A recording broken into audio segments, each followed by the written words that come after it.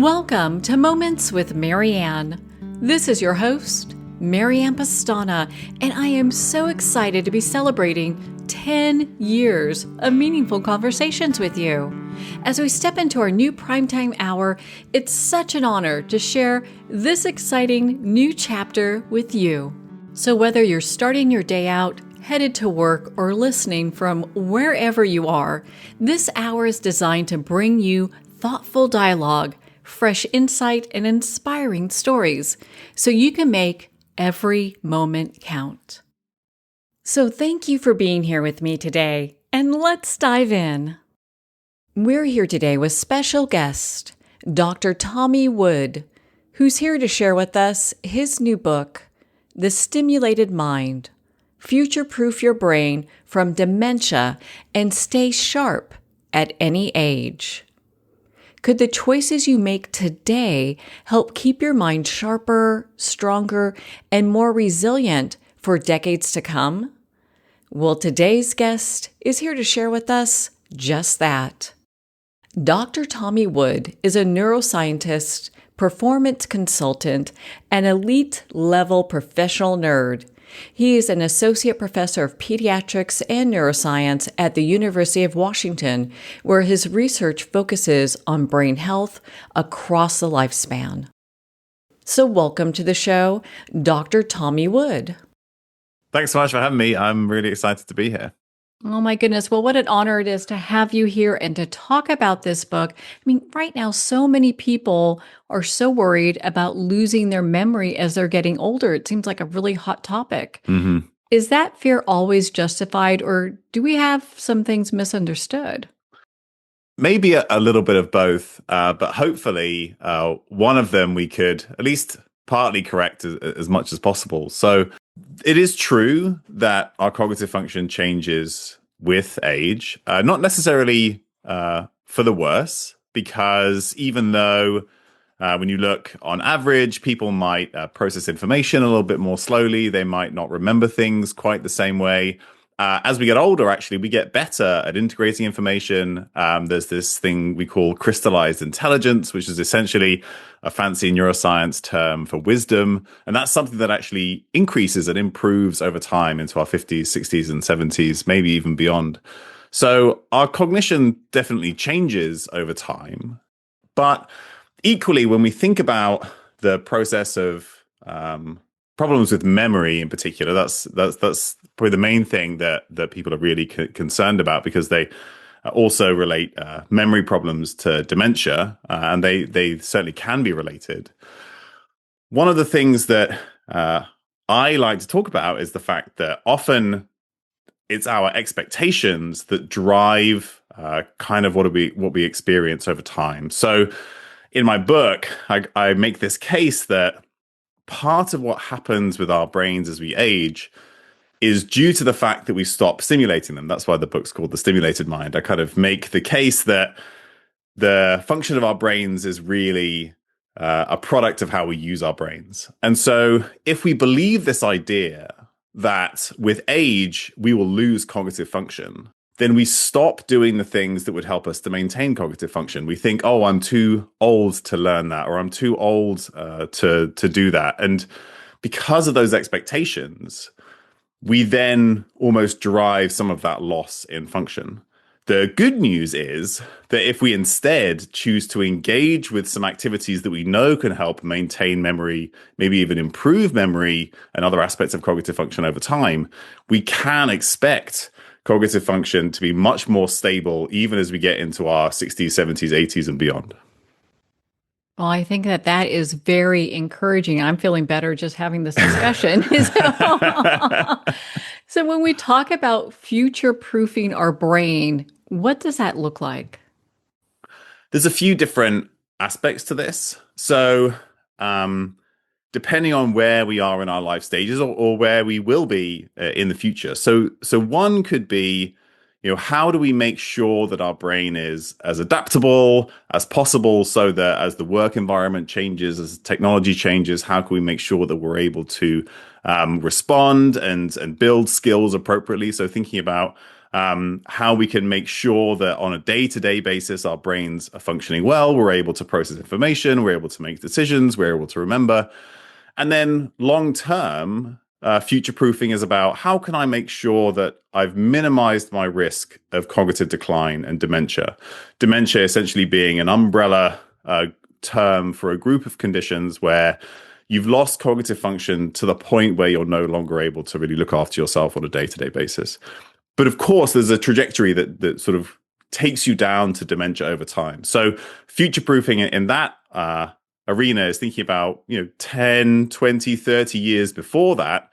How can I make sure that I'm able to maintain function and minimize my risk of dementia? And we now know that potentially even the majority of dementias may be preventable if we engage in a variety of lifestyle and environmental factors, or things that we can change that we know are associated with our personal risk that we have some control over.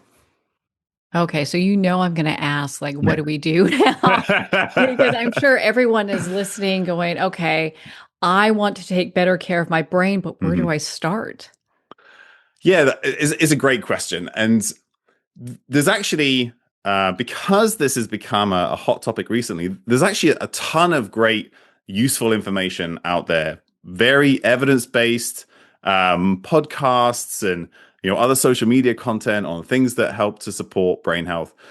The potential problem becomes exactly what you asked, is where do I start? Because you could be presented with 10, 15, 20, 30, 40 things. And probably the most evidence-based list right now is one of 14 different risk factors that was put together by the Lancet Commission on Dementia Prevention. And they estimated that if we could eliminate these 14 risk factors, then we could eliminate potentially 45% of dementias. And they were things like head trauma, diabetes, physical inactivity, high LDL cholesterol, so high heart disease risk, hearing loss, vision loss, social isolation as you get older, lack of late life cognitive activity. So all of these about kind of physical health and the way we sort of engage in the world and are able to kind of interact with it. But even then, right, there's a lot of potential stuff in there. Like, where do you even start with that? So the way that I like to think about it is I've kind of coalesced these different risk factors, and there are actually many others than ones that were listed in that paper. There's like oral health, or trying to treat or prevent gum disease is really important, for example. And so I have this thing that I call the 3S model to help people kind of understand where they might want to start. And so the 3 S's are stimulus, supply, and support. And they all come down to how we use our brains and then how our brains respond to the way that we use them. And that's really what sets us up for maintaining brain health and cognitive function. So stimulus is the way, what are we doing with our brains? So it's the skills we learn, the problems we solve, it's the people we interact with. So what are we doing to really challenge our brains to kind of learn something new or do something new and kind of build our capacity? Just like if we're trying to improve physical function, we might do some kind of physical activity, some kind of exercise. We might lift weights in the gym. We might go for a run. The brain is essentially the same. We need to provide some kind of stimulus in order to build and maintain function. So then we've stimulated your brain with a chosen activity, and there's lots of different things that you could pick. There's sports, dancing, martial arts, learning languages, volunteering, learning musical instruments, creative arts even have some good evidence for them. So just complex skills that we can learn, maybe in a social environment as well, because that's really important. And once we stimulate the brain, then for the brain to respond and do the things that you're asking it to do, it needs a supply. This is the second S of several things. So it needs a supply of blood. This is where heart health becomes really important for brain health. And they say that what's good for the heart is good for the brain. It needs a good supply of energy. So this is where metabolic health, metabolic disease is really important. So blood sugar control, blood pressure, things like that. And then a supply of nutrients to kind of build the structure, make the neurotransmitters, to kind of have your brain do all the things that you're asking it to do. And there are some that we have some really good evidence for, like omega-3 fatty acids, iron, vitamin D, B vitamins. And we can get these from our food, or if we need to, we can also get them from supplements. And so we've stimulated the brain, we've brought in a supply of all the things that the brain needs to respond, and then the brain adapts to the stimulus we gave it. So just like an athlete knows that you don't get stronger when you're in the gym, you get stronger when you recover afterwards, the brain is essentially the same. So sleep is really critical. That's when our brain sort of cements new connections and builds new structures, based on what we've exposed it to. But there are other things that can kind of affect our ability to adapt to a stimulus. So we want to avoid things that might prevent that. So excessive alcohol, chronic stress is really important. Smoking. I mentioned oral health. That's another that fits in there too. And so again, I've listed lots of things, but the reason why I think about it like this is because all those different S's and buckets kind of interact. And what that means is that when you do one thing, actually you're doing many things at the same time. So if you sleep a bit more, for example, if you haven't been sleeping well, then we know that people who sleep better tend to have better blood pressure, and they tend to have better blood sugar control. And the next day they feel more sociable, and they also feel more likely to engage in cognitively challenging tasks because we avoid those when we're tired. And there's multiple different examples of that. But what I'm essentially trying to say is that if you get this long list of things that you could do for your brain, if you just identify one where you think, oh yeah, that's something that I feel like I'm not doing enough of, that's something I could easily start to do a little bit more of, then that whole kind of network shifts in your favor. So it allows you to just start to address one thing, and then lots of kind of things kind of follow on from that. Well, that is very encouraging. It's interesting because, I mean, so many people are so distracted with constant notifications, and it seems like we get information overload. What is all of that doing to our brain?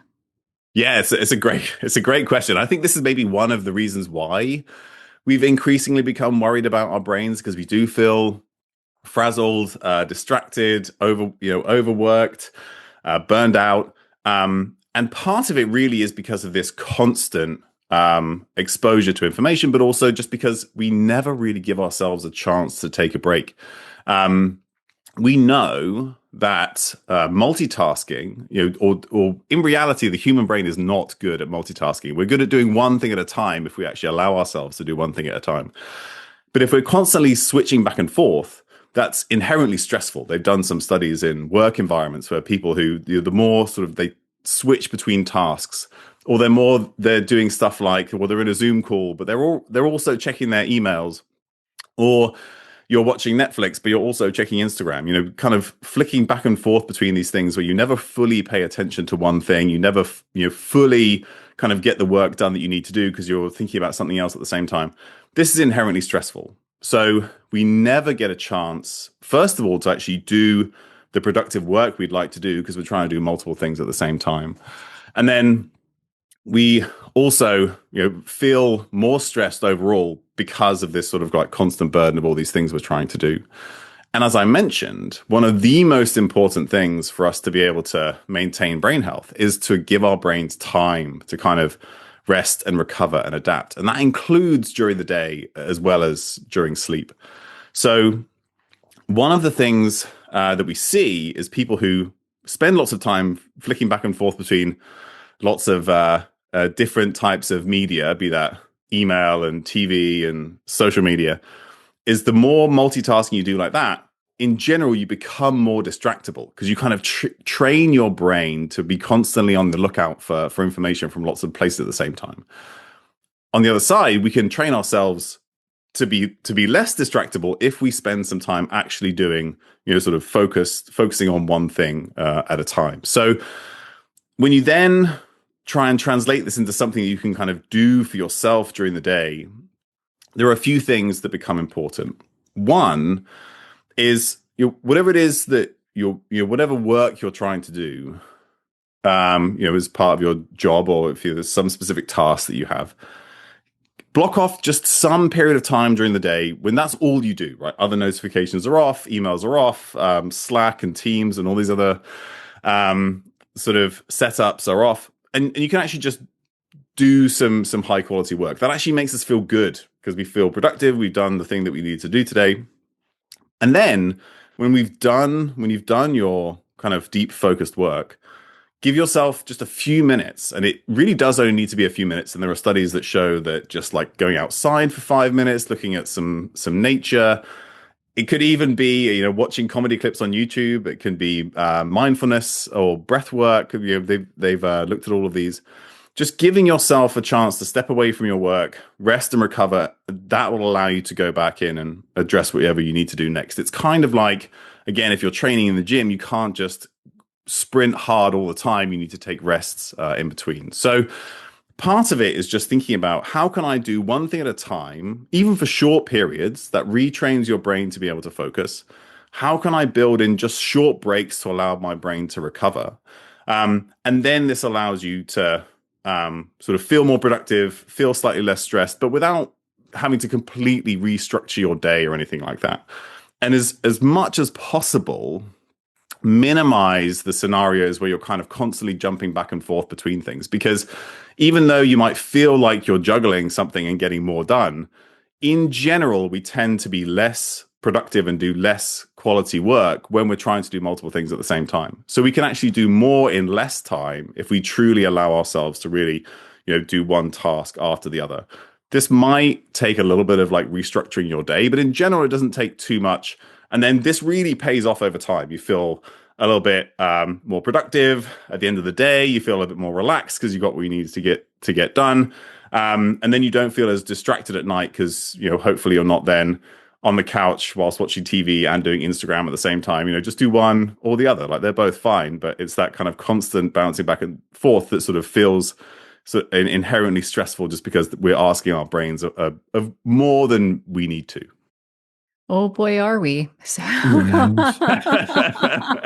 I could probably attest to that. So, and you've mentioned it a couple times about, athletes, and I know you've worked with elite performers.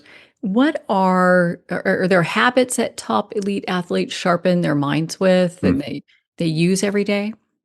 Yeah, in reality, the things that the most successful athletes do, especially those that are successful for long periods of time, they have long careers, maybe they play for multiple teams or, they may be at the top of their game for 10 or 20 years. And there are several recent examples across multiple sports. They do the boring stuff really consistently. And by that, I mean, they think about how they eat. They just make sure they get a nutritious diet. And you don't have to be sort of hyper focused on getting everything perfect. It's just, making sure it looks pretty good most of the time. Obviously, they usually address sleep, but they also acknowledge that, sometimes you do have to travel or you are a little stressed and maybe you won't sleep as well as you would hope to. But because you're sort of putting all these things in place long term, actually, you'll probably do just fine because of that. And then when you think about training and recovery, they're very focused in terms of how they apply stimulus, if I'll use that word again. And that can be both physical and it can be cognitive. So I work with Formula One drivers a lot. They do very specific cognitive training in different settings, either in a simulator or we do some stuff in virtual reality, or they're doing it in the gym, or they're doing it in the car. But they're very focused in terms of what do I want my body or brain to be better at? And then they dedicate, a small portion of time to that. It could be 30 minutes or an hour or something. And then because they obviously have a lot of other demands on their time, right? If you're a high level professional athlete, you'll have travel and media and sponsors and all these other things that you have to do. But so then they're very focused on giving their brains and bodies time to relax whenever they can. And so that's something that I think we can all take away is that whatever it is we want to be good at, can we make sure we dedicate even just small periods of time to just doing that? We really focus on it. We really try and get better. We really try and push ourselves. And then can we give ourselves a chance to sort of rest and recover? Maybe it's more sleep, but maybe it's just, other types of just times of just stepping away from work, giving ourselves a break. And this is something I see a lot, particularly in people in midlife, 30s, 40s, 50s. busy, successful, jobs, families, lots of things they're trying to do at the same time. And so they kind of get both of those areas a little bit become a little bit fuzzier. They're not quite able to really focus on the stuff they want to focus on, and then they don't feel like they have the time to really rest and recover. So, can you just set aside small periods of time to focus on those two things? That then allows you to build capacity, feel better on a day-to-day basis, feel more productive. But it doesn't necessarily take more time. It's just kind of is a little bit more around time management. But that's something that successful athletes are really good at. If someone feels like they're becoming forgetful, when is it something that they should be paying attention to versus just normal life? So I think this is something that we should always be paying attention to. And that's something that's hopefully going to change more over time. So right now, if you have concerns about your memory, or if a family member has concerns about your memory, you should absolutely go and see your doctor or go and see a neurologist. You should get some assessments to see what might be going on, because there are lots of potential reasons for that. They could be nutritional, they could be related to other diseases or disorders like hypothyroidism or depression. These are things that happen very, very commonly and can affect cognitive function. So if you have noticed something, you should absolutely go and get it checked out. But what we don't do much yet is kind of follow these things naturally over time. So every time you go to your doctor, regardless of how old you are, hopefully starting early in life, they'll do something like measure your blood pressure. So you would know when your blood pressure is starting to go up. So then you can address it early on before it might cause other issues. But we don't really do that for the brain. We don't have tests that people can do to kind of track this stuff over time. And that is starting to change. So I think this will improve. But one thing that you can do that is surprisingly, I think, fairly useful is just think about, like, how do I feel? How do I feel like my brain is working? Does it feel like it's changed in a good way, or it could be a good way or a bad way? And if it does feel like it's changed, what else has changed that might be related to that? So often when people feel like they're struggling to remember certain things, and it's often like, oh yeah, what was the name of that guy? Like, I mean, I've met him 20 times, and I'd like right now I just can't remember his name. That is very common. And often it's more related to things like, well, do you know what? Right now you're a bit distracted or a bit stressed, or maybe you didn't sleep that well last night. And so that kind of memory retrieval for those sort of what we call, they end up being like episodic type memories, sort of like things that kind of happen to you. And these people that are kind of acquaintances, they're people that sort of like happen to you occasionally. And you often don't quite remember that in the same way, particularly if you're sort of like stressed or tired or something like that. So then you might think, oh yeah, something's changed, but yeah, it could be because I'm really busy right now. I haven't slept that well. Can I start to make some changes there? And everything that we know right now says that if you have what we call subjective cognitive decline, so you've had some subjective, you can feel them changes in your cognitive function, they do tend to be reversible. So if there's something that has changed and you're able to address it, or you're able to improve some other things, you can improve some aspects of diet, maybe you start some aspects of physical activity, which we know can be helpful for memory, then you might see some improvements there. But just thinking about how these things are working for you, how they're changing over time, being mindful of that is a great start. So you can pay attention, then also pay attention to what other things might have changed.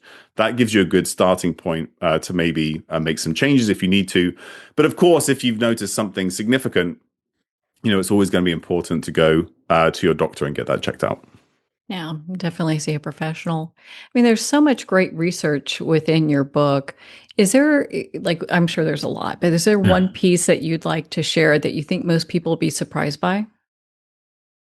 I think that the thing that I imagine most people might be surprised by is this idea that cognitive decline with age isn't inevitable. Because this is something that's sort of been baked into society for more than a century now, particularly as the idea of retirement became formalized, which really only happened about sort of like 120 years ago. The story that was told, and to be fair, it was because our physical health in our 50s and 60s wasn't that great 100 years ago. But there was this idea that once you got to sort of 60 years old, really the body and brain started to fall apart. And that, we weren't able to maintain function after that. And fast forward 100 years, where we've had incredible improvements in increasing and maintaining, population health into people's 70s and 80s. We haven't quite updated that expectation, even though we have studies going back, starting in the 1950s, that showed that the majority of people could maintain cognitive function, into their 80s. And nowadays, we call people who do that, there is a formal scientific term for it, which is a superager. But actually, it's not that uncommon. Like the majority, more than 50% of people were seeing that even 6 or 7 decades ago. And we haven't quite updated that expectation yet. So when we then think about, well, what is it that superagers do? And there's been some studies in superagers recently. And basically, they maintain social activity. They remain cognitively active, right? They have hobbies. They learn new skills. They go and see other people. They're sort of very engaged in the world around them.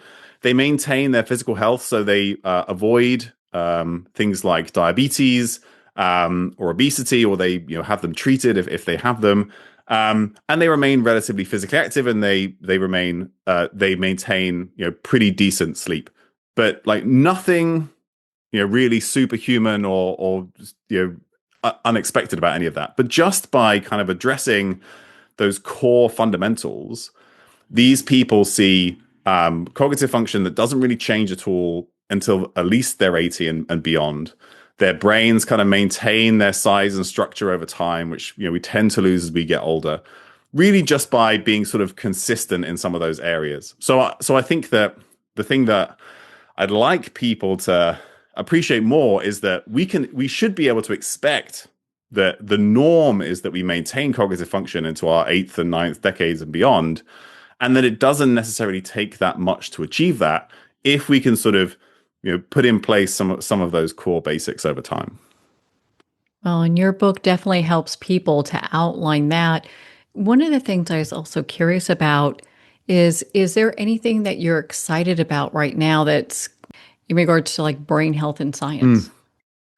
I think some of the most exciting technologies, and these will hopefully be exciting treatments and therapies as well for people who are experiencing or have experienced some decline. These different ways to stimulate the brain. I think some of them, or maybe all of the most kind of really cutting edge technologies that are coming down the pipeline basically stimulate the brain in one way or another. Just thinking about, again, how can we create some challenge to the cells in our brain that helps them build function. So you can do this with magnets, something called transcranial magnetic stimulation.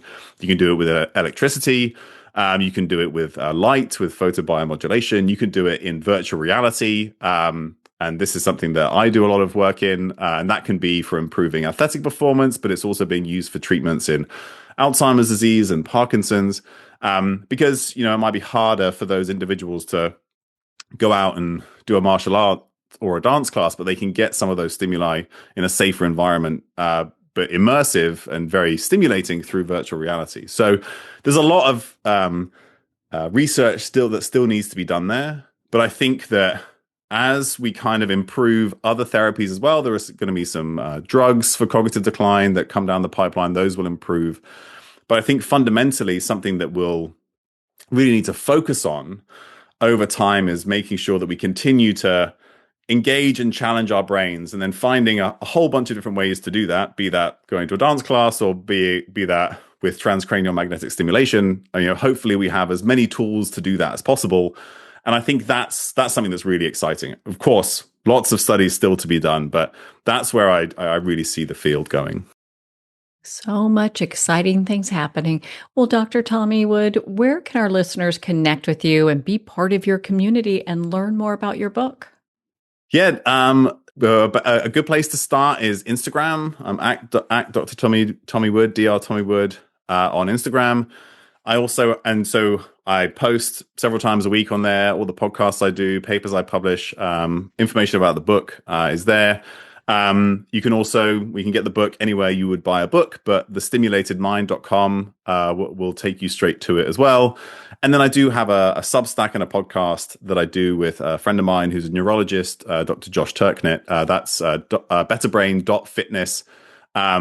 And you can just sign up for the free version. Everything that we do is completely free. And it's a Q&A style podcast. So if I said anything that led to more questions or there's anything people want more information about, go to the Substack, come to our podcast, submit a question, and we can hopefully address it soon. Well, thank you for sharing that. I'm going to be tuning in. Thank you so much, Dr. Tommy. I really appreciate you being here with us today. Thanks so much for having me. It was a huge pleasure. Well, thank you so much, Dr. Tommy Wood. It's been such an honor to spend this time with you and to talk about your new book, The Stimulated Mind. Future-proof your brain from dementia and stay sharp at any age. Make sure to visit his website at drtommywood.com for more information on his work and to be part of his community. Well, we're at the end of our time today. I'd like to thank everyone for tuning in. You're listening to Moments with Marianne, where we make every moment count.